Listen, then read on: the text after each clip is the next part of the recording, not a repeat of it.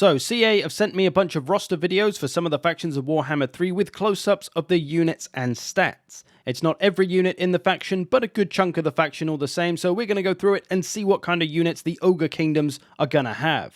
So we're kicking it off with the Nobblers, or Nobbos as I like to call them, as they're very similar to Greenskins Gobbos. A cheap chaffy infantry with a spear that isn't anti-large though, and its stats are overall similar to Goblins, but Goblins are great for their silver shield, which helps them absorb a lot of missiles. The Nobblers don't have a shield, so they're not going to be as effective in that way, but they should probably be cheaper because of it. Then we've got a variant on the Nobblers, the Nobbler Trappers, who are similar in melee. Their stats are pretty much the same, but they are very importantly wearing wolf hats. These ones have Stalk and Vanguard deployment, so they're the sneaky version, and they also have a ranged missile attack as well.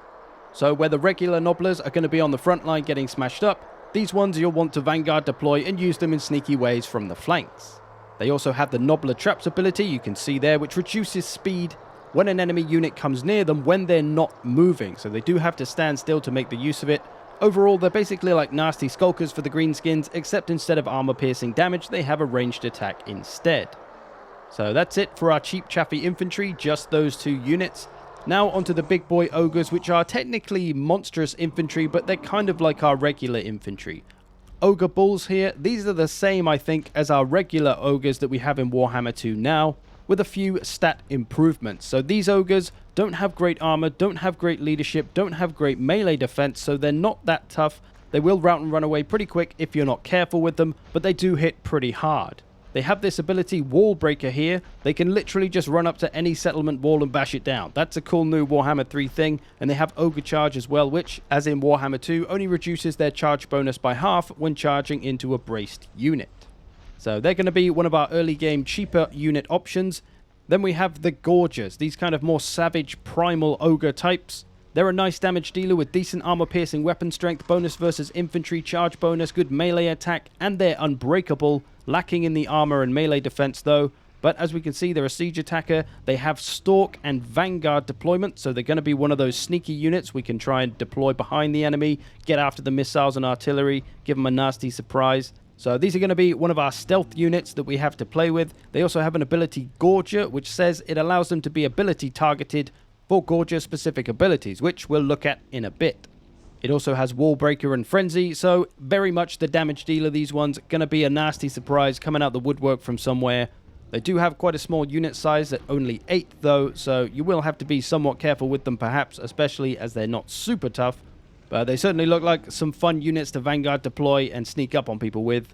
Their speed isn't super fast though, at only 54. That's kind of the regular ogre speed it seems, so not going to be super fast at executing those flank plans, but fast enough.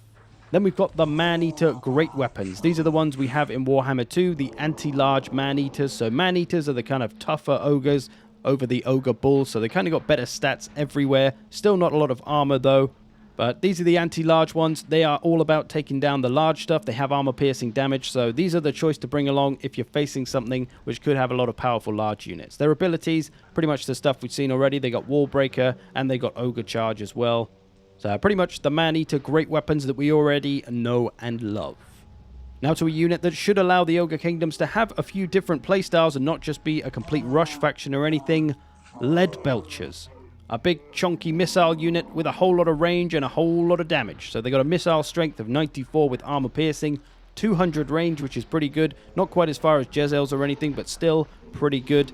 They're not completely terrible in melee, but not going to do fantastically. And they don't have a lot of leadership, but they can just sit out the way and bombard enemies. Should do a lot of damage, so it gives them a little bit of a different playstyle with some of the artillery they have as well.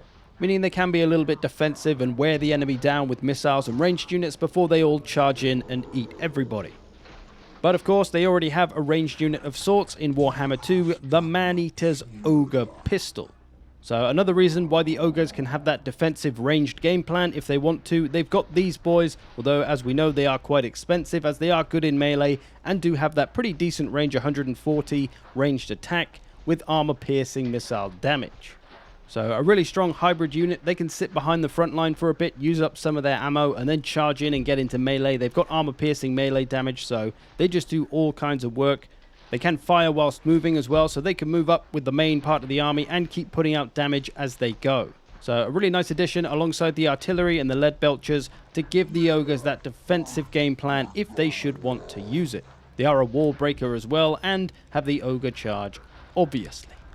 So that's a few units we've seen already. To something fresh though, the Ogre Kingdoms equivalent of Warhounds, essentially the Saber Tusk pack. They're kind of a cross between Warhounds and War Lions for the High Elves.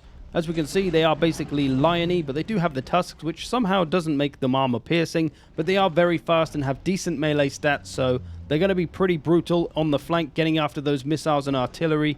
They do cause fear as well, so charging from the back, they can get some serious leadership debuffs going. But as a downside, they can go into Rampage, which is very likely with their only 30 armor and 28 melee defense. So you probably are going to lose control of them, but if you charge them in, they'll probably just go mental and do plenty of damage anyway. So nice that the Ogre Kingdoms have that really fast harassing unit. Those are always very useful, almost as useful as the big Mournfang Cavalry, which again we have in Warhammer 2, but we don't have this version as it's the Iron Fists version, which means that they have a shield essentially. So pretty much the same as the regular Mournfang Cavalry, just maybe a little bit better on the melee defense because of that shield, and a bronze shield to protect them from some ranged attacks as well. So just absolutely monstrously hard-hitting cavalry, armor-piercing damage, big charge bonus as well. Those rear charges are going to be absolutely disgusting, especially with the fear trait as well. Ogre Kingdom's cavalry is pretty terrifying, but it doesn't end there. Oh no boy. There's the Rhinox cavalry as well. Crushers with great weapons. These are basically the Mournfang Cavalry just juiced up to the max. They've got more armor, more melee attack, a bigger charge bonus, more weapon strength, and they are anti-large. So these boys are going to be super tough. They're going to destroy a lot of other cavalries pretty easily, I imagine. It'll be interesting to see how they fare against other top cavalries, the Bear Cavalry and such, and how they'll fare against our good old Warhammer 2 cavalry as well. So these ones will be patrolling your flanks, looking to take out the enemy cav or any monsters that might be available. Then we've got a good old giant. Nothing new here really, pretty much your classic giant. Lots of weapon strength, which is armor piercing. Fear, terror, does have the wounds mechanic now, as all single entities do, so that's going to make it a little bit less effective as the battle wears on, but still a nice big damage dealer monster, albeit a pretty slow one, but hey, at least they gave him a nice penis helmet. So Ogre Kingdoms do overall have quite a few units that we already have. Of course, we have the Ogres in Warhammer 2, and all of these are in this faction. We have the Giant here. We have the Nobblers, who are basically goblins. But it's going to be interesting to see how that translates to an overall playstyle, because we don't really get to do that in Warhammer 2 with the Ogres that we do have. Moving on to an artillery. So they do have some artillery, the Nobbler Scrap Launcher. It's got some decent range at 420 and very nice missile strength at 490, although not armor piercing. I imagine it spreads out everywhere, so it's good against infantry. And looking at its melee stats, its speed, and its charge bonus, it can actually make a pretty good chariot as well. So it's a combo chariot artillery, which seems somewhat common in Warhammer 3. We've got a lot of mobile artillery. Kislev have Little Grom, Khorne has the Skull Cannon, Cathay's artillery can keep up. This one is going to be pretty fast, so interesting to see the mobile artillery of Warhammer 3. Now we have the Stonehorn Harpoon Launcher. This big boy, as you can imagine, doesn't mess around in melee. Armor piercing, anti-infantry, beefy charge bonus, lots of armor as well, so it's tough, it hits hard, and it has that ranged attack, which is pretty decent range at 250, and is a strong armor piercing missile. So just an absolute damage powerhouse, has fear and terror as well. Again, adds to the defensive capabilities of the Ogre Kingdoms. If they want it, this thing can just stay back, use its ranged attack, and then when it's time, charge into melee and go to town. Might still be able to use its ranged attack in melee as well, because it does have the Ogre on top. Now to a hero with the Fire Belly, who of course has the Law of Fire magic to use, but he's pretty good in melee as well. Big weapon strength, magic and fire damage. Does have some abilities too, you can see here, Fire Breath. So that's going to be a breath attack literally from this dude. Kind of similar to perhaps Throg or the River Hag, where they have their kind of breath attacks. Then he's got the Tenderizer ability, a boost to his damage that he can pop for himself. He has Flame Incarnate, which is a new thing to Warhammer 3, melee damage reflection. He's only got 2 uses. It's a ward save.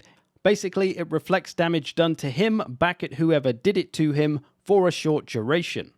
As this is melee damage reflection plus 10, it means it'll do 10 damage back at whatever hits him, which means it's actually going to be pretty useless to use when fighting other single entities, because 10 damage off 300 damage isn't really worth it.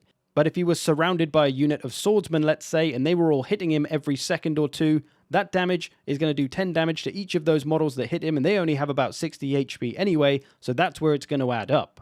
So that's how melee damage reflection works, and we're probably going to see that on a whole bunch of units, so going to be something new to get used to.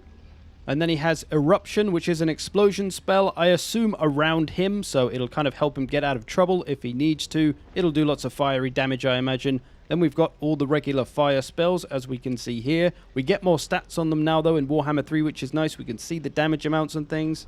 That's a nice addition for Warhammer 3. It's good to know, though, that the ogres have the lore of fire, so it's not just their Great Maw lore that they're going to have. And if you're going to have any lore from Warhammer 2, fire is probably one of the best that you're going to get. Other than that, most of the Firebelly's abilities are pretty standard stuff that you can see. He does have one extra ability, though, called Rag Banner, which gives +4 leadership to everyone around him. Couple that up with Encourage that he also has, and that's +8 leadership, which could be very powerful on the front lines of the Ogre Kingdoms with those low leadership Nobblers and the low leadership cheaper Ogres.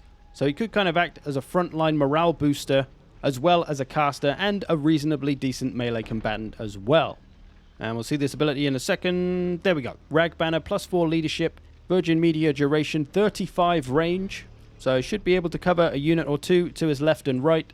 And then just a couple of resistances here as well at the end. So looking like a nice strong hero choice, and brings that lore of magic. So could be a good reason to bring him along quite often. So that's our big boy Firebelly hero. Now to the big boy legendary lord, Scrag the Slaughterer. Any second now. Any second now. Come on now. Move it along. Move it along. There we go.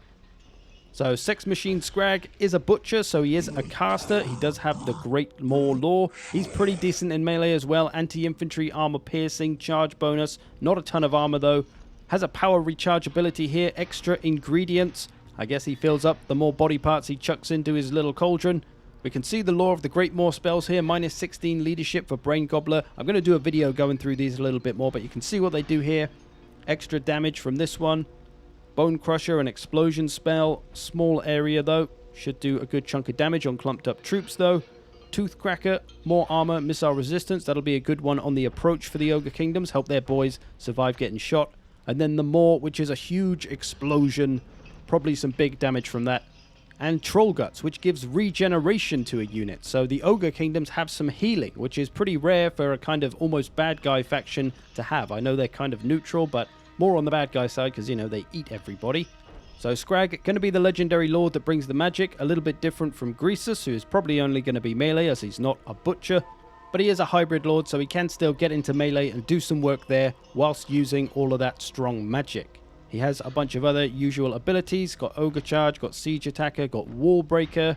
Does have the wounds as well, of course, as a single entity. And he does have a passive when he's casting, which gives some healing. So more healing for the Ogre Kingdoms. You can see it there. Triggers when casting spell, replenishes hit points of combatants.